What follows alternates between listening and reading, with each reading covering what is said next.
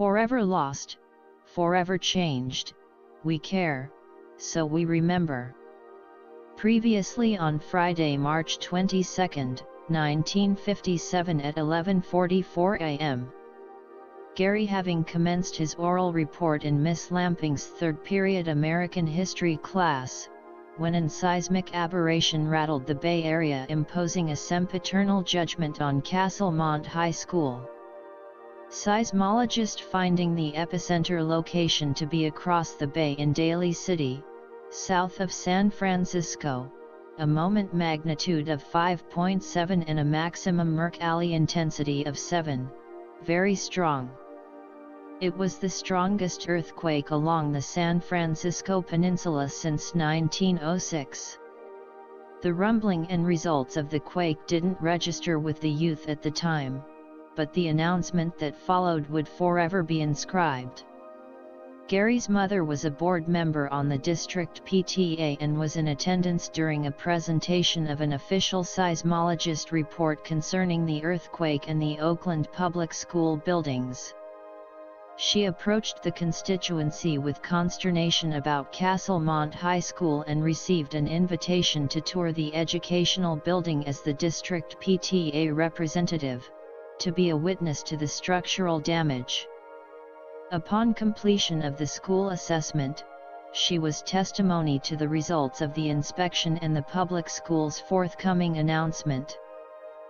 The existing Castlemont High School buildings would be demolished and replaced with better lateral resistant structure.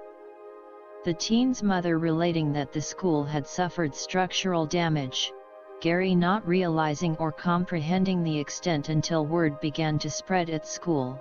Castlemont was going to be replaced. It was an unacceptable thought, an unspoken topic, never again the subject of discussion among his classmates, concluding it was unspeakable, his class living in the present and wouldn't be subject to the annihilation of this beautiful structure. Gary, remembering in early school experiences as a first grader with the original Burkhalter building standing vacant and forlorn, awaiting removal.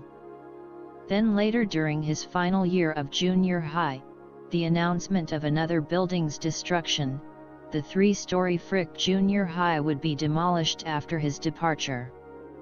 Gary often wondered about the reasoning for removing these well-serving institutions. Was it in the name of safety or the ascension of a trafficking commerce and their political overtones? Questioning if there was a place for progress with a purpose in his youthful melancholy world, retrieving the memory of adventurous times on the Richmond-San Rafael ferry, it too being replaced by an accelerated passageway called a bridge. No more can one board the bay vessel, able to experience the briskness of the breeze through the Golden Gate, commanding its presence as it travels across the deck, or the enhancing smell of the bay, its swelling movement demonstrating the power of the sea.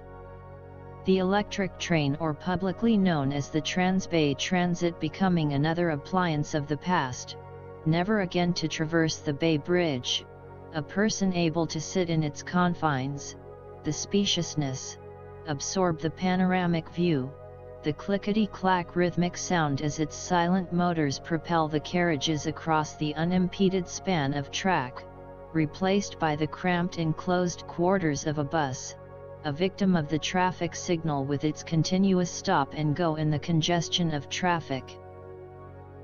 In 1920, after a study the Oakland Board of Education determined, because of the expanding population, the necessity for another high school in the southeast section of the Elmhurst district.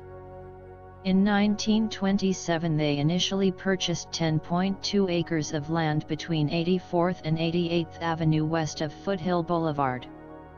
Architects Chester Miller and Carl Warnock submitting blueprints for a 15th-century medieval castle of the Elizabethan and Gothic architectural design, utilizing cast cement, brick, half-timber, slate, leaded glass, and arches for support. The board approving the architectural plan, architects Miller and Warnock employing contractor George Peterson for the formidable task before him. construction starting in early 1928 with the pouring of the foundation in June. The Gothic and Elizabethan representation with its arches, leaded glass, and half-timber requiring specialized expertise not openly available from a construction concern. Peterson able to obtain the necessary individuals that were schooled in the prerequisites of the historic skills involved.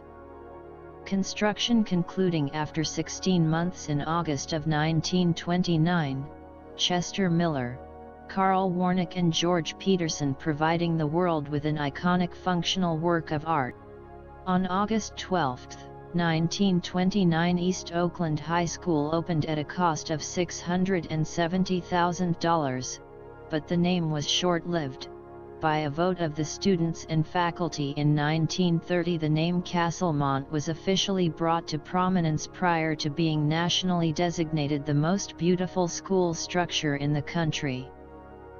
The building's main entrance accessed from MacArthur Boulevard down 6 steps to the reflection pool, then ascend 6 steps to the extended terrace and the 4 entry solid redwood doors.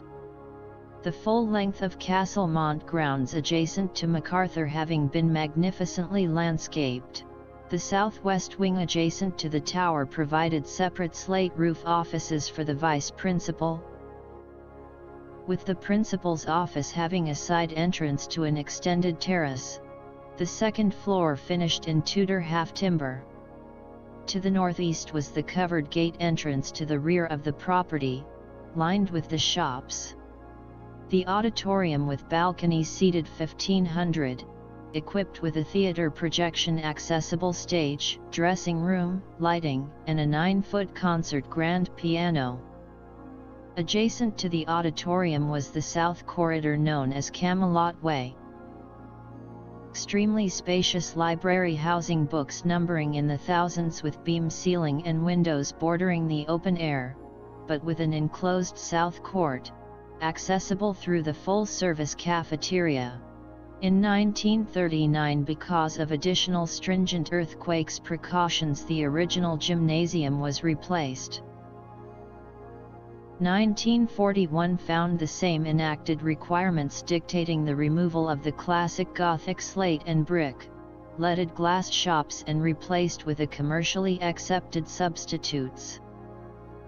In 1949 additional property was acquired, installing a full-service certified heated pool with the criteria of competitive sports expanding. Castlemont, a member of the OAL. The Oakland Athletic League, acquired and dedicated new turf for its athletic field in November of 1950. With the blossoming increase in student population, a large connecting 2-story academic classroom facility was constructed on the southeast of the school that same year. Gary's January 1959 class would be the second from the last to graduate from Castlemont. His 10th grade gym instructor Mr. Clarence Street was a member of the first 1929 teaching staff. Sadly, this beloved, educational sanctorium, an Oakland landmark, the lily-laden reflection pond as he had that first day, heeding the view of the ivy-covered walls and the majestic ascending tower, Gary searched his emotions for an explanation or justification to destroy this emblem of man's historical artistry and meaningful achievement. If only the structure could speak for itself, the words would be, surely another remedy could be found. Gary pondered, was this the beginning of a new ideology, that expediency is better than reflection, contemporary more desirable than the celebrated? The first 2 lines of the school song coming to mind.